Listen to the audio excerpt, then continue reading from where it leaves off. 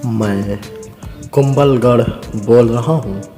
मैं राजस्थान के मंद पहाड़ियों में बसा हुआ हूँ। मैं राजस्थान में बसे चित्तौड़गढ़ के बाद दूसरा सबसे बड़ा किला हूँ। उदयपुर से 64 किलोमीटर दूर राजस्थान की पश्चिम अरावली की पहाड़ियों पर स्थित हूँ। मैं कुल 13 पहाड़ियों में और समुद्र तट से 1914 मीटर की ऊंचाई पर स्थित हूँ। मेरे किले की लंबाई 36 किलोमीटर है। इसी वजह से मुझ में अंतर्राष्ट्रीय रिकॉर्ड भी बनाया गया है। मैं आपको बता दूं कि मैं 36 किलोमीटर की परिधि में फैला हुआ हूँ। इस कारण होना तो ये चाहिए था कि भारत के रत्नों में मुझे ऊपर पंक्ति में होना चाहिए था, परंतु 70 साल की सरकार ने मेरे इतिहास और मेरे सौंदर्य को सिर्फ कुछ ही लोगों को ही जानकारी दी है। मुझे अजयगढ़ भी कहा जाता है, क्योंकि मुझ पर विजय पाना उस समय बहुत ही दुष्कर्म कार्य माना जाता था। मेरा निर्माण राणा कुंभा ने 13 मई सन 1459 ईस्वी को किया था। राणा कुंभा के शासन में इनका राज्य 84 किलों तक फैला हुआ था, जिनमें से 32 किले राणा कुंभा ने बनवाए थे। उन 32 किलों में से सबसे बड़ा किला मैं ही हूँ। मेरे किले के चारों ओर इतनी लंबी और इतनी ऊंची दीवार बनाई गई है कि विश्व में चीन की दीवार के बाद दूसरी सबसे ऊंची और लंबी दीवार की उपाधि मेरे पास है। जैसे ही आप किले में प्रवेश करेंगे तो आपको वहाँ मंदिरों की पंक्तियाँ नज़र आएंगी। मेरी परिधि में आपको 360 जैन हिंदू मंदिर देखने को मिलेंगे, जिनको मैं आज भी सहेजे हुए खड़ा हूँ। मुझ में बने मंदिरों को मुस्लिम आक्रमण द्वारा नष्ट कर दिया गया था।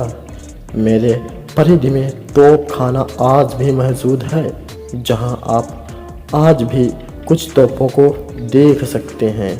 मेरे प्रमुख किले को आप बाहर से पास आकर देखेंगे तो मैं तेजो महल से कम नहीं हूं, जिसे आजकल आप ताजमहल के नाम से जानते हैं। कभी इतिहासकारों ने मुझे वह स्थान नहीं दिया जिसके मैं हकदार हूँ। विश्व धरोहर में शामिल मेरा किला आज भी महाराणा कुंभा के शौर्य के प्रतीक बनकर अपनी गवाही देता है। मैं बहुत युद्धों का साक्षी भी रहा हूँ, इसलिए मेरे गढ़ को भेदना आसान नहीं रहा। महमूद खिलजी ने 1458, 59 और 1470 पर आक्रमण किया, लेकिन वह भी किले को जीत नहीं पाया था। इसके बाद अकबर ने मारवाड़ के राजा जयसिंह और कई अन्य राजाओं ने आक्रमण किए, लेकिन वे भी इस किले को नहीं जीत पाए। अब इस किले की और मरम्मत करवा दी गई है, लेकिन ये किला राणा कुंभा द्वारा ही बनवाया गया था। इस किले में मां पन्नादाई ने महाराणा प्रताप के पिता राणा उदय सिंह का पालन पोषण किया था और अपने पुत्र का बलिदान देकर मेवाड़ के सूरज की रक्षा की थी। मैं आज भी उस मां पन्नादाई को अपने महल में महसूस कर सकता हूँ। मैं अपने आप को बहुत गर्वित समझता हूँ कि महाराणा प्रताप जैसे सूरवीर का जन्म मेरे यहाँ हुआ है। मैं आज भी उनके नन्हे हाथों को महसूस कर सकता हूँ।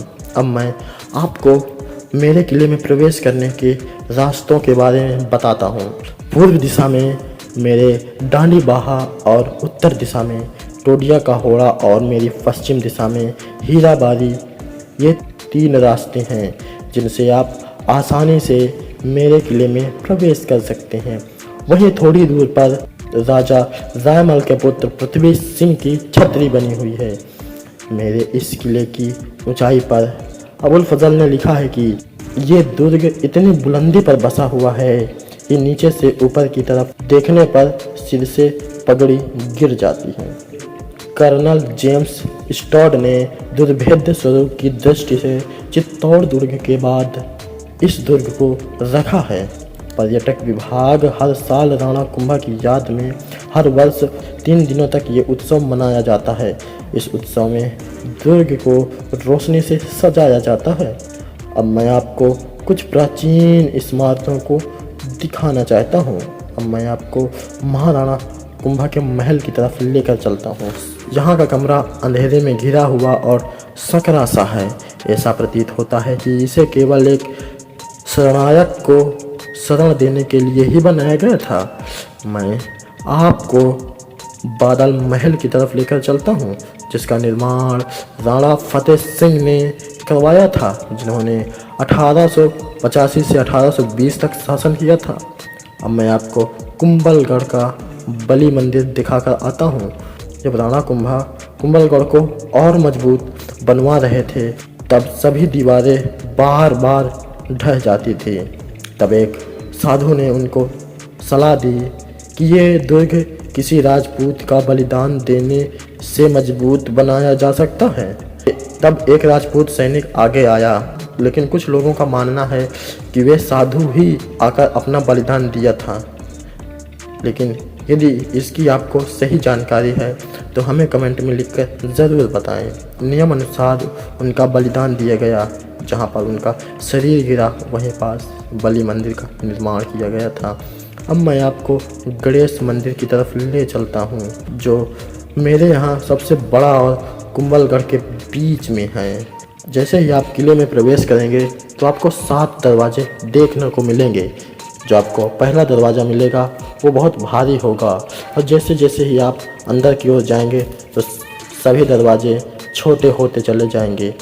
कि उस समय की स्थिति में ये दरवाजे इसलिए बनवाए गए थे कि युद्ध के दौरान हाथी घोड़े इस दरवाज़ों से महल के अंदर न पहुंच सकें। मेरे किले में और भी बहुत सी हिंदू और जैन के मंदिर हैं, जो आपको मेरे यहाँ आने पर ही देखने को मिलेंगे। यदि आप मेरे यहाँ आना चाहते हैं तो गर्मियों के मौसम में मेरे यहाँ की जलवायु गर्म होती है, इसलिए उस वक्त यहाँ का सफ़र करना काफ़ी कठिन हो सकता है।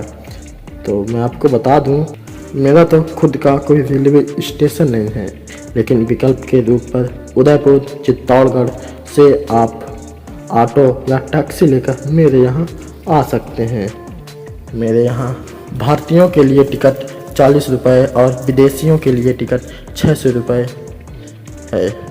और जो यहाँ प्रोग्राम होते हैं, यदि आप उनमें शामिल या उन्हें देखना चाहते हैं तो उसके लिए आपको टिकट अलग से खरीदने पड़ते हैं, जिसका मूल्य 100 रुपये है। तो मेरे प्रिय दर्शकों, मेरी ये कहानी आपको कैसी लगी कमेंट में ज़रूर बताएं, और मेरी इस पवित्र और पावन मिट्टी के बारे में आपका क्या विचार है वो भी हमें ज़रूर बताएं, और ज़्यादा से ज़्यादा दोस्तों तक अपना ये वीडियो शेयर करें। तो दोस्तों, यदि आप मुझे देखना चाहते हैं या मुझसे मिलना चाहते हैं तो मैं कुंभलगढ़ आपको आमंत्रित करता हूँ। जय हिंद।